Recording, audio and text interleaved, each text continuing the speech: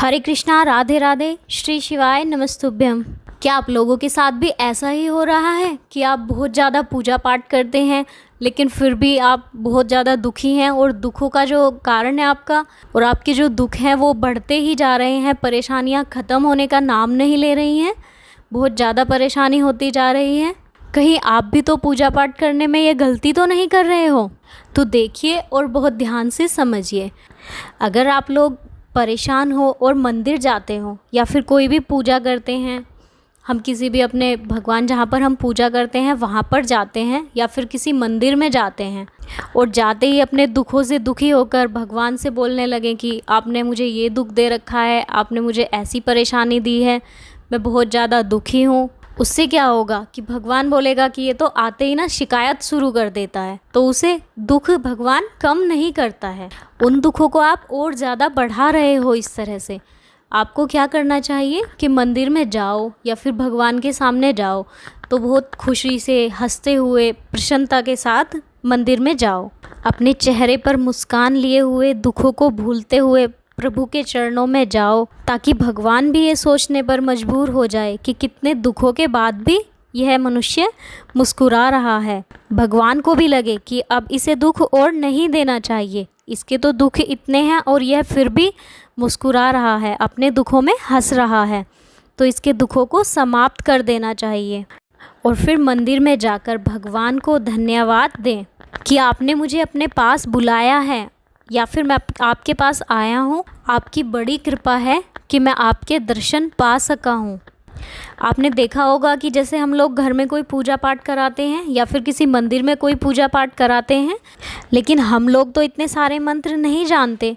तो आप जब भी भगवान के सामने जाएं तो उन्हें बोलें, तो भगवान को प्रार्थना करते हुए कहें कि आपकी बड़ी कृपा कि आज आपने ये पूजन करवाया है, आपकी बड़ी कृपा हुई कि ये पूजन की सारी सामग्री मैं आपके पास ले पाई हूँ और आपके दर्शन को आई हूँ, आपकी साधना को कर पा रही हूँ।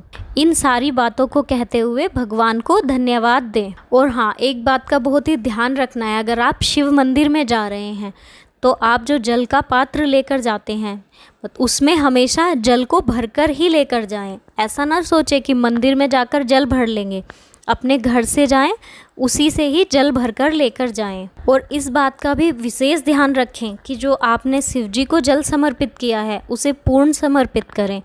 आपको जो जल है वो अपने पात्र में बचाकर नहीं रखना है, आपको पूर्ण जल समर्पित करना है, क्योंकि शिव जी को सारी चीज़ें पूर्ण समर्पित की जाती हैं। जैसे अक्षत हम समर्पित करते हैं वह भी पूर्ण समर्पित होता है। और आपने देखा होगा कि शिव मंदिर में कभी भी श्रीफल को नहीं फोड़ते, श्रीफल जो समर्पित होता है शिव जी को वह भी पूर्ण ही समर्पित किया जाता है। कोई फल समर्पित करेंगे वह भी पूर्ण ही समर्पित करेंगे। कुछ भी चीज़ अगर हम शिव को समर्पित करें तो वह पूर्ण ही समर्पित की जाती है, इसलिए जल भी हमें पूर्ण समर्पित करना है, वह हमें बचाना नहीं है। और शिव जी को जो हमने जल समर्पित किया है, शिवलिंग से जलाधारी के नीचे जो हमारा जल जा रहा है, जो शिवलिंग से जल होकर निकला है, उस जल को हम एक पात्र में, अपने जो पात्र हम लेकर गए हैं उसमें वापस ले लेंगे थोड़ा सा। वह जो शिव का चरणामृत है उसे अपने पात्र में ले लेंगे और उसे लेकर अपने घर में लाकर पूरे घर में छींट देंगे और थोड़ा थोड़ा अपने परिवार के जितने भी जन हैं सबके नेत्रों में लगाएंगे। हमने जो अपने घर में जल छींटा है उससे हमारे घर में अगर कोई नेगेटिविटी है तो वो समाप्त हो जाती है, कोई भी नेगेटिव एनर्जी घर में नहीं आती है, क्योंकि उस जल के साथ शिव का पूर्ण आशीर्वाद हमें मिलता है। और उस जल के साथ ही महादेव स्वयं हमारे घर में आकर हमारे घर को धन संपदा से भर देते हैं। अगर आपको मेरी ये जानकारी पसंद आई है तो प्लीज़ मेरी वीडियो को लाइक करें, शेयर करें और चैनल को सब्सक्राइब करें।